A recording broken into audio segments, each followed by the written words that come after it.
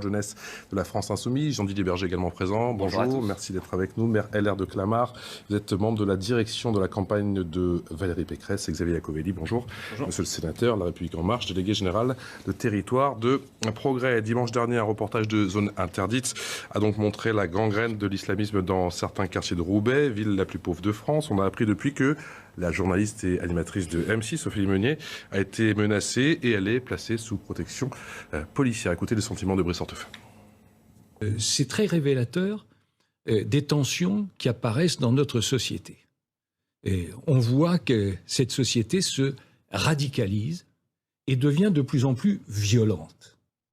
Ne rien faire, ne rien dire, c'est compris comme une faiblesse, faiblesse comme une brèche, et une brèche dans laquelle l'extrémisme s'engouffre immédiatement. Il y avait des poupées sans visage, et la République, elle a un visage, elle a des yeux, elle a une bouche pour s'exprimer et des bras pour agir. Qu'est-ce que ça veut dire?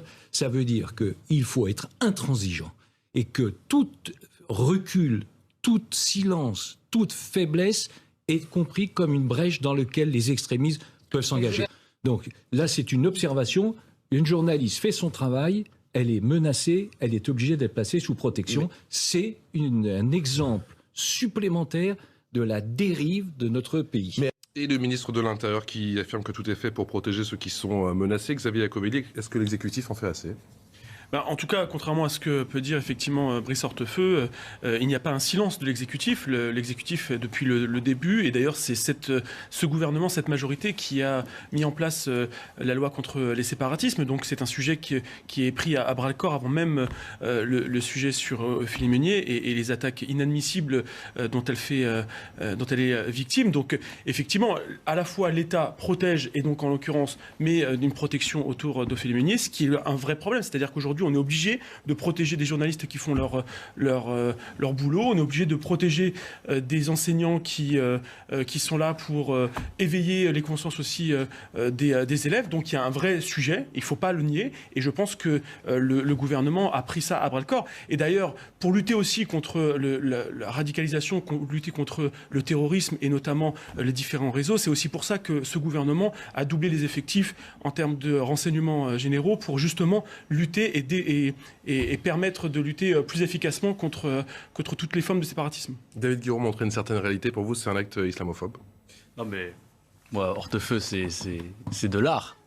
C'est très fort. Je veux dire, quelqu'un qui dit que la République est menacée par des poupées alors qu'il a été épinglé par la loi pour pas mal d'affaires, pour détournement de fonds publics, pour l'affaire Kadhafi. Où il a été mis en examen pour association de malfaiteurs. C'est pas ce reportage. Oui, mais justement, parce qu'il y a un lien. Parce que quand Hortefeux et ses copains, Sarkozy, etc., ont détruit la Libye, les armes se sont retrouvées chez Daesh quand même. Non, mais je le rappelle juste comme ça. C'est Daesh qui a récupéré les armes en partie de la destruction de l'État libyen. Donc la responsabilité de ces gens, y compris dans le terrorisme, elle reste à poser. Maintenant, sur la question, écoutez, moi je fais partie des premiers qu'on dit sur Roubaix, parce que je m'étais exprimé là-dessus, qu'il fallait pas s'en prendre aux gens, quoi. Ni à Amine El Bailly, ni à Ophélie Meunier. Je vous rappelle que le maire aussi est menacé de mort. Moi aussi, j'ai été menacé de mort quand j'ai pris position sur le sujet. Bon, voilà, ça reste de l'ordre de l'évidence, même si c'est très tendu en ce moment à Roubaix. Pour vous, c'est un reportage islamophobe? Vous savez, j'étais hier rue de la Noix, à Roubaix. Moi, j'y étais. Vous savez, rue de la Noix, le reportage a détruit les commerces. Enfin, vraiment, le moral là-bas est à zéro, quoi. Le moral est dans les chaussettes. C'est-à-dire, ils vous disent quoi, les commerçants? On donne une image de la rue qui est catastrophique. Et donc, c'est la rue, la réputation de la rue, la réputation de la ville, la réputation des gamins qui sont issus des quartiers de la ville, qui sont issus des lycées de la ville, va être entachée là-dedans. On le sait très bien, parce que sur le CV, Roubaix, ça va être comme Trappes maintenant, ça va être ville islamique, ville déserte, etc. Et en fait, ce qu'il faut savoir, c'est que rue de la Noix, c'est les commerçants qui font vivre cette rue. Vous me dites en gros que le reportage est contre-productif, mais oui, certains disent que ça montre une certaine réalité. S'il n'y avait pas les commerces rue de la Noix, ça serait juste des points de deal. Je vous le dis juste comme ça. Et donc, en fait, il y a un moment, il faut respecter juste et donner une vraie image. Par exemple, la boutique avec les poupées sans visage, je suis désolé, mais dans cette boutique-là, ils font aussi des petites culottes. Donc, au bout d'un moment, il faut savoir ce qu'on veut, quoi. Voilà. Et juste, il faut rétablir mais les poupées sans visage, c'est pas un problème? Mais Vous pouvez en penser ce que vous voulez, c'est pas un motif de dissolution, on n'apprend rien là-dedans. Je veux dire, les juifs font ça, la méthode Montessori font ça, pourquoi est-ce qu'on s'en prend aux musulmans à chaque fois? C'est ça la vraie question. Pourquoi est-ce qu'à chaque fois c'est soulevé pour les musulmans? Et encore une fois, je le dis, vous pouvez en penser ce que vous voulez, des poupées sans visage, vous pouvez trouver ça pas top, enfin je veux dire, je comprends qu'il y a un débat là-dessus, mais la République n'est pas menacée par des poupées sans visage aujourd'hui à Roubaix. Jean-Didier Berger. Écoutez, moi je suis particulièrement choqué par les propos que je viens d'entendre, qui cherchent à relativiser les faits qui ont été décrits dans ce reportage. On voit que M. Guiraud a peine à dire que ce reportage n'est pas un reportage islamophobe, qu'il n'y a pas d'islamophobie en France, et que oui, il est de notre devoir à tous les républicains, de montrer la réalité, de la décrire pour pouvoir combattre les failles dont a parlé Brice Hortefeux, et de montrer qu'il n'y a pas de failles dans notre République, de montrer qu'on est capable de lutter contre toutes les dérives qui sont très graves, voilà, et qui, malgré tout, voilà tout ce qu'on peut dire. On peut dire le gouvernement a essayé de faire des choses. Moi, ce que je constate, c'est que rien n'a changé dans ce quinquennat sur ces sujets, et que le résultat, il est là. On a des dérives de ce type, on a des journalistes qui sont toujours menacés, on a des professeurs, on a un professeur décapité, et voilà, cet échec, ça sera un des échecs majeurs de ce quinquennat. Mais il n'a pas été décapité par la boucherie halal du coin. Enfin, je veux dire, il y a un moment, il faut quand même regarder. À force de tout vouloir relativiser, moi je relativise, voilà. Arrêtez, vous commencez déjà par dire. Je vais vous dire une chose. LR, commencez déjà par essayer de mettre sur le même plan des réflexions sur le terrorisme et puis des affaires judiciaires. C'est vous qui parlez d'un professeur décapité. Je constate. Ben oui, mais bien sûr, parce que c'est le même sujet. Et si vous refusez de le voir, vous refusez de voir que toute cette. Le sujet, c'est l'entrisme. Ben, c'est à la fois. Ben, le gouvernement a dit le sujet c'est le séparatisme. Moi je crois que le vrai sujet c'est aussi l'entrisme, parce qu'il y a des gens qui veulent être à l'intérieur des commerces, qui veulent être à l'intérieur des institutions, qui veulent être à l'intérieur du journalisme, qui veulent être à l'intérieur de tous les pouvoirs pour faire en sorte d'introduire durablement leurs idées. Voilà. Arnaud Benedetti révèle justement juste très rapidement, franchement, les Républicains et Pécresse en 2015, calé dans les repas pour dire il faut lutter contre l'islamophobie quand la pêche aux voix des musulmans elle était bonne, et aujourd'hui qui change complètement de braquet avec M. Karam qui était proche de M. Héniche, qui a été mis en cause justement dans l'affaire Samuel Paty. Non mais je suis désolé, en fait, moi vous allez pas me la faire. Voilà. S'associe aux diatribes de l'extrême droite. Non mais c'est pas les diatribes de l'extrême droite. Ça montre à quel point vous êtes proche. Arnaud Benedetti, que révèle justement tout ce battage médiatique autour de ce reportage qui a été diffusé dimanche dernier chez nos confrères. Déjà, il y a un préalable de base. Il faut condamner bien évidemment les menaces dont est victime cette journaliste et dont est victime aussi un enseignant de droit. Il faut dire aussi également. Il y a deux personnes, le juriste qui apparaît dans le reportage. Il y a deux personnes aujourd'hui parce que je veux dire, l'une a fait son métier et l'autre a témoigné. Je veux dire, qui sont menacées. Donc ça, c'est absolument inacceptable. Quoi qu'on en pense et quoi qu'on pense du reportage. Alors là où je rejoins M. Guiraud, c'est que quand même, il a mis le doigt sur un sujet qui est important, c'est le sujet géopolitique. C'est-à-dire qu'il y a une part aussi de responsabilité des Occidentaux dans un certain nombre de guerres que l'on a menées et qui constituent indéniablement des forges qui ont permis le développement d'une idéologie et aussi sa déclinaison sur le plan opérationnel dans un certain nombre de pays. Et ça, c'est une réalité qu'il ne faut pas nier. L'Irak, la Libye, on a là deux exemples qui me semblent en effet particulièrement importants et qu'il faut souligner. Ensuite, là où je ne suis pas d'accord, c'est que quand même, il existe aujourd'hui en France un certain nombre de zones, de territoires où vous avez une imprégnation qui se fait, alors je ne dis pas qu'elle est majoritaire, mais qui existe en l'occurrence et qui, en effet, pose un problème pour la façon dont on conçoit la République. Il n'est pas acceptable, en effet, que dans un certain nombre de quartiers, il y ait, disons, des réseaux qui s'installent et qui prônent une idéologie qui est une idéologie profondément anti-républicaine. Et ça, c'est une réalité. Et on doit le dire. Et ça ne sert à rien aujourd'hui de dire, finalement, d'essayer de mettre la poussière sous le tapis et de dire que ça n'existe pas ou qu'il ne faut pas le dénoncer. Oui, il faut le dénoncer. Je pense qu'il faut être équilibré lorsqu'on s'exprime sur ce type de sujet. Xavier Iacovelli, est-ce que la loi séparatisme, elle va assez loin? Surtout, est-ce qu'elle est efficace? 30 secondes. Une petite précision sur la rue de Lannoy. Qu'on soit clair. Les commerçants, ils s'installent parce qu'ils font leur activité. Sur la rue, vous avez par exemple 2 commerçants qui vont partir à la retraite. Les commerçants de la rue de Lannoy, quel que soit l'endroit ou leur conviction politique, etc., ne demandent pas à forcément ce qui est que des choses halal. Ils disent par exemple, installez une banque. Dites à l'État, dites à la mairie d'installer une banque sur cet endroit. Ça serait utile de pouvoir retirer son argent sur cette rue très commerçante. Donc qu'attend l'État pour mettre en place des politiques publiques, notamment dans ces zones-là? À Roubaix, vous avez plein de zones franches. énormément, mais qui ne profitent pas aux Roubaisiens. Vous avez des garages Renault qui ont leur zone franche. Par contre, le Roubaisien qui a son petit garage, lui, il n'a pas la zone franche. Vous avez plein de problèmes comme ça à Roubaix. Donc les gens ne demandent pas à s'organiser de manière communautaire. Ils demandent justement à ce qu'on s'ouvre. Mais ça, pour le faire, il faudrait peut-être que les pouvoirs publics prennent leurs responsabilités et se disent que ça serait utile, par exemple, que dans la rue de la Noix, ils ouvrent des commerces utiles pour tout le monde et qu'ils ne soient pas des commerces ni halal, ni je sais pas quoi. Voilà, c'est tout. Les gens ne demandent pas à s'organiser de manière communautaire. Faites les choses bien, c'est tout. La réponse de Xavier Iacovelli. Là où je ne suis pas d'accord avec Guiraud, c'est que vous mettez la responsabilité de l'État, mais en l'occurrence la question des commerces, la question de la diversité, la question de l'implantation, y compris des banques, c'est pas de la responsabilité de l'État, c'est de la responsabilité du maire. Et moi j'y suis allé également à Roubaix avec la députée Catherine Osson il y a maintenant, juste au moment de Noël. Et effectivement, j'ai vu une réalité qui était quand même assez particulière. Et il y a une inaction aujourd'hui de la mairie depuis des années qui a laissé gangréner un certain nombre de rues, un certain nombre de commerces qui se sont développés et qui ne représente pas la diversité qui est nécessaire dans une ville. Aujourd'hui, une banque ne s'implantera pas effectivement dans une rue où il n'y a pas de diversité de commerce. C'est une réalité. Mais par contre, il y a des solutions municipales. Il y a une loi sur la préemption, qui est d'ailleurs la loi Ollier de notre collègue maire des Hauts-de-Seine, l'ancien ministre, qui effectivement a permis aux communes de pouvoir préempter et de pouvoir avoir une vraie maîtrise sur le foncier et sur les commerces. Donc aujourd'hui, si le maire a une action, l'État pourra effectivement être en soutien, mais on ne peut pas tout mettre sur la responsabilité de l'État. C'est pour ça que j'ai parlé du maire, mais attendez juste... Oui, mais vous avez parlé de l'État, il a dit du service public. Non, mais vous parlez des banques, mais jusqu'à preuve du contraire, la banque n'est pas un service public. Vous savez pourquoi ils ne s'implantent pas? Parce que dans cette rue, les commerçants, ce qu'ils vous disent, dans cette rue, il n'y a pas d'État. C'est-à-dire qu'en fait, quand il y a des problèmes, notamment il y a quelques points de deal, qui peuvent poser des problèmes, etc. Quand ils appellent la police, par exemple, quand il y a des tapages nocturnes dans certains bâtiments, la police ne vient pas. C'est pour ça que les commerces ne s'implantent pas et que c'est les seuls à s'être installés là-bas, d'accord? Donc en fait, au bout d'un moment, si vous voulez que les commerces s'implantent, mais faites en sorte que les services publics, par exemple, roulent de manière correcte. Et aujourd'hui, vous n'avez pas de ramassage des déchets à certains endroits. Vous n'avez pas de police qui répond avant 3 jours, parce qu'il y a des commerçants, ça fait 3 jours qu'ils appellent pour des tapages nocturnes récurrents et qu'il n'y a personne, etc.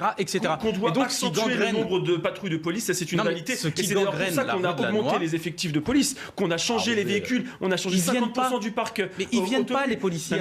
Il y avait un principe de réalité, c'était aussi le parc automobile qui était catastrophique dans notre pays. Enfin, c'était inadmissible d'avoir aujourd'hui des policiers qui ne pouvaient pas... Roubaix, ça n'a pas changé. Jean-Didier Berger, est-ce que le problème de Valérie Pécresse, notamment, répond justement aux problématiques des gens à Roubaix? Écoutez, d'abord, la première chose, c'est d'avoir une véritable volonté sur le sujet. Parce qu'on voit qu'entre ceux qui refusent de voir le problème et ceux qui voient le problème et qui refusent d'agir, il y a vraiment un espace immense qui nous permet de faire davantage. D'abord, sur le financement, sur les sources de financement, parce que je crois que ça reste le nerf de la guerre. Et là-dessus, il faut être implacable et il faut interdire des financements qui permettent à des États étrangers et qui sont des États religieux de venir contrôler à la fois des mosquées mais aussi éventuellement d'autres sources commerciales. Deuxièmement, il y a la question des prêches. Voilà. Et là-dessus, moi je suis clair, tant que nous n'aurons pas une capacité de l'État à former les imams dans notre pays, à contrôler et à faire en sorte qu'il ne puisse pas y avoir des prédicateurs de haine dans les mosquées les plus radicales, on ne s'en sortira pas. J'ajoute que sur tous ces sujets, Valérie Pécresse a été la première à mettre en place dans notre région, la région Île-de-France, la charte de la laïcité qui ensuite a été reprise pour qu'aucun euro d'argent public ne puisse aller à des associations sportives qui prêchent la haine, à un ensemble de... Sous quel prisme vous allez justement aborder ce problème, le problème justement de l'islamisme rampant, si je puis dire, ou le problème de la pauvreté? Je crois qu'il y a une action qui doit être totale, à la fois du point de vue d'abord de l'urbanisme, parce que casser les ghettos, comme le propose Valérie Pécresse, c'est la base de la reconstruction de notre pays sur le sujet. Comment est-ce qu'on peut, en concentrant toute la misère du monde au même endroit, espérer que les gens vivent bien ensemble? Quand on concentre toute la misère au même endroit, comment est-ce qu'on peut espérer qu'un commerce équilibré puisse se développer, que la sécurité soit instaurée, que ça se passe bien à l'école? Enfin, il y a un casser les ghettos, les gens, vous en faites quoi? Vous cassez les ghettos, les gens, vous en faites quoi? Eh bien, on répartit les familles. Il faut qu'il y ait de la mixité sociale dans les deux sens. La mixité sociale, ça n'est pas toujours ajouter du logement social sur le logement social. Il faut faire en sorte qu'à un moment donné, il y ait une vraie rénovation urbaine beaucoup plus plus puissante encore que ce qui a pu se faire par le passé. Et ça, c'est la base de leur... Arnaud Benedetti, deux choses. Bien sûr, le politique dépend du social. Les politiques publiques permettent à un moment donné de lutter contre un certain nombre de phénomènes idéologiques. Mais l'idéologie a sa force intrinsèque aussi. C'est-à-dire qu'il ne faut pas imaginer que des politiques publiques vont à un moment donné permettre d'éradiquer de manière totale, rapide, immédiate des phénomènes qui sont des phénomènes d'ordre idéologique. En l'occurrence, l'islamisme, ce qu'on appelle le radicalisme islamiste, c'est aussi un phénomène idéologique avec un imaginaire politique. Il ne suffit pas d'avoir des politiques publiques à un moment donné qui soient fortes, qui soient efficaces pour empêcher des gens de devenir tout simplement des militants islamistes, voire de basculer dans le terrorisme. Ça serait quand même beaucoup trop simple si on imaginait qu'il suffit d'avoir des instruments de ce type pour pouvoir lutter contre ce type de processus. Xavier Iacovelli, comment on combat une idéologie ? C'est tout le problème. C'est-à-dire qu'à partir du moment où il n'y a pas passage à l'acte radical... Auquel on n'a pas de réponse. Donc justement, ça passe aussi, et Jean-Didier Berger donnait les éléments du programme de Valérie Pécresse, notamment sur l'interdiction du financement étranger, sur la formation des imams en France. Mais j'ai envie de dire... mais très bien, mais enfin, on vient de le voter en fait. C'est la loi séparatisme. Et donc en fait, c'est déjà fait. Donc on voit bien que Valérie Pécresse a peut-être un manque d'idées sur ces questions-là, mais en l'occurrence, c'est ce gouvernement qui l'a mis dans la loi séparatisme.